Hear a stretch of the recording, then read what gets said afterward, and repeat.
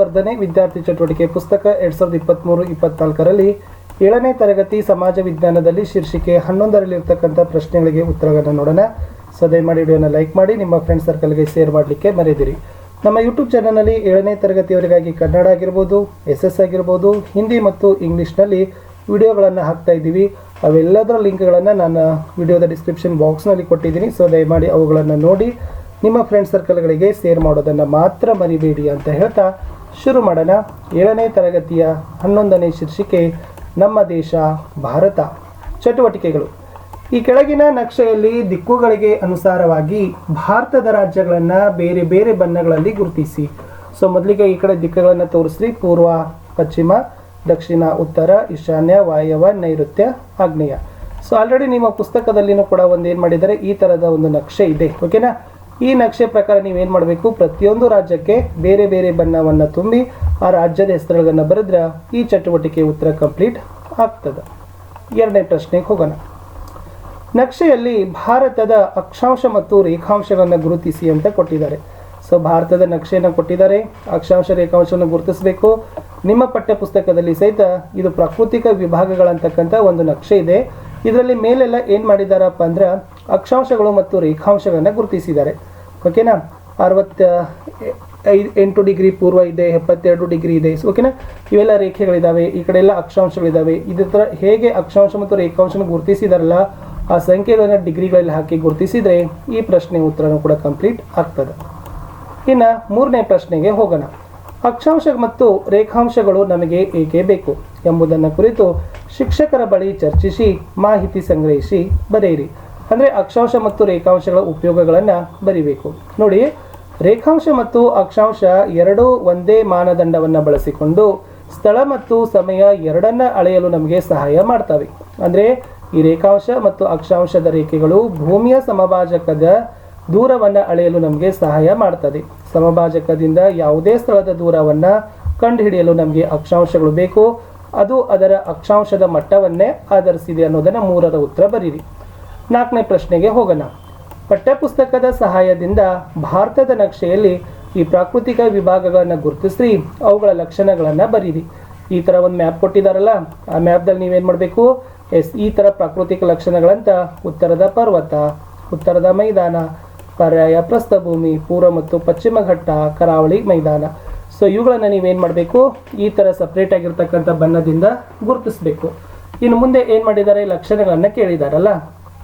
4 ಪ್ರಾಕೃತಿಕ ವಿಭಾಗಗಳು ಇದ್ದಾವೆ.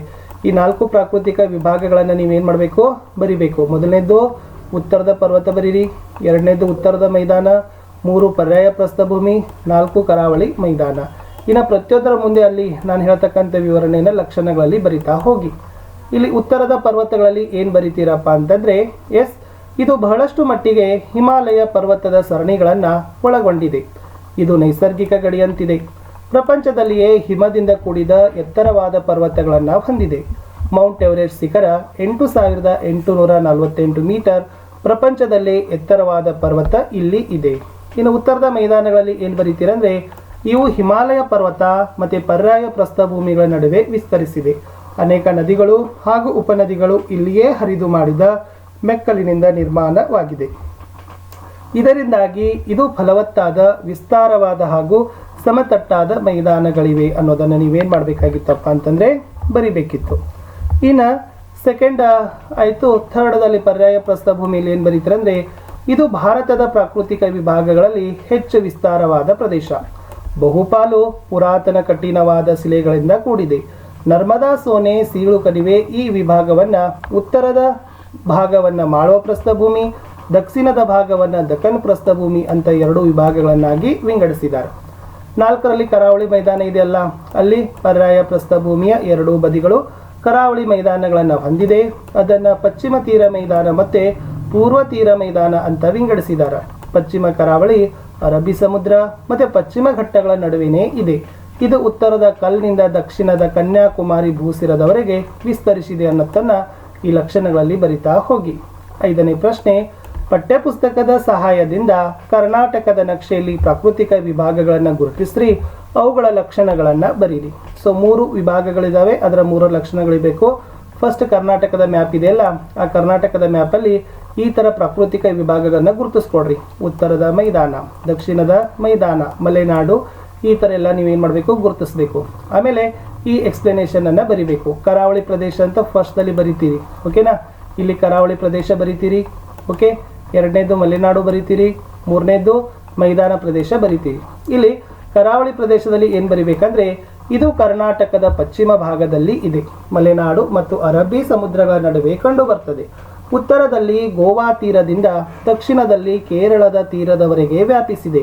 ಇದರಲ್ಲಿ ಉತ್ತರ ಕನ್ನಡ, ಉಡುಪಿ ಮತ್ತು ದಕ್ಷಿಣ ಜಿಲ್ಲೆಗಳ ಸಮುದ್ರಗಳ ತೀರಗಳು ಸೇರಿವೆ. ಸಮುದ್ರ ತೀರಕ್ಕೆ ಕೆಲವು ದ್ವೀಪಗಳಿವೆ. ಉದಾಹರಣೆ ಸೆಂಟ್ ಮೇರಿ ದ್ವೀಪ ಅನ್ನೋದನ್ನು ಬರೀರಿ. ಇನ್ನು ಮಲೆನಾಡಿನಲ್ಲಿ ಏನು ಬರಿಬೇಕಂದ್ರೆ, ಇದು ಗುಡ್ಡಗಾಡು ಪ್ರದೇಶ, ಕರಾವಳಿ ಮತ್ತು ಮೈದಾನಗಳ ನಡುವೆ ವಿಸ್ತರಿಸಿದೆ. ಇದನ್ನು ಸಹ್ಯಾದ್ರಿ ಸರಣಿ ಅಂತಾನೂ ಕರೀತಾರೆ. ಇಲ್ಲಿ ಅತಿ ಹೆಚ್ಚು ಮಳೆ ಬೀಳೋದ್ರಿಂದ ದಟ್ಟವಾದ ಅರಣ್ಯ ಹಾಗೂ ವನ್ಯಧಾಮಗಳಿವೆ. ಇದರಲ್ಲಿ ಅನೇಕ ನದಿಗಳು ಉಗಮವಾಗ್ತವೆ. ಇಲ್ಲಿ ಸುಂದರವಾದ ಜಲಪಾತ ಹಾಗೂ ಪ್ರವಾಸಿ ಕೇಂದ್ರಗಳಿವೆ.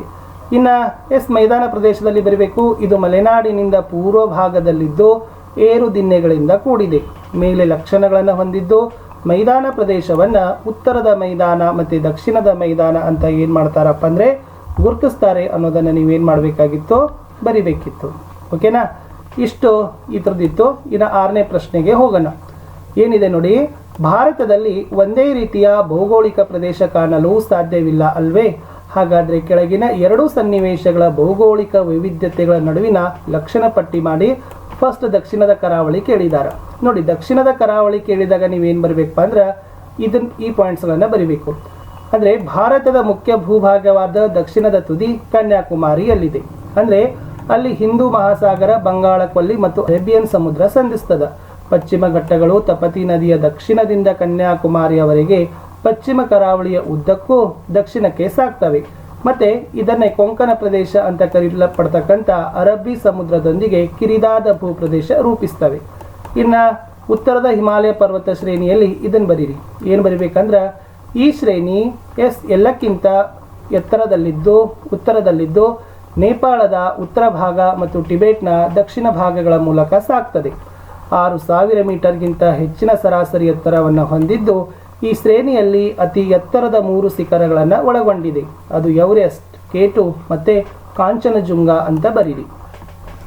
7ನೇ ಪ್ರಶ್ನೆಯಲ್ಲಿ ಒಂದು ಪ್ರಾಜೆಕ್ಟ್ ವರ್ಕ್ ಇದೆ. ಆಲ್ರೆಡಿ ನಿಮ್ಮ ಊರಿಗೆ ಸಂಬಂಧಪಟ್ಟಂತೆ ನಕ್ಷೆ, ನದಿ, ಸಮುದ್ರ, ಜಲಪಾತ, ಬೆಟ್ಟ, ಮರ, ಬೆಳೆಗಳು, ವ್ಯಾಪಾರಗಳನ್ನು ಚಿತ್ರ ಸಹಿತ ನೀವೇನು ಮಾಡ್ಬೋದಪ್ಪ ಅಂದ್ರೆ 1-2-3 ಸಾಲುಗಳನ್ನು ಪ್ರತಿಯೊಂದರ ಕುರಿತು ಏನು ಮಾಡಬೇಕು, ಒಂದು ಪ್ರಾಜೆಕ್ಟ್ ವರ್ಕ್ ಮಾಡಿ ನಿಮ್ಮ ಟೀಚರ್ಸ್ಗಳಿಗೆ ಒಪ್ಪಿಸಬೇಕು.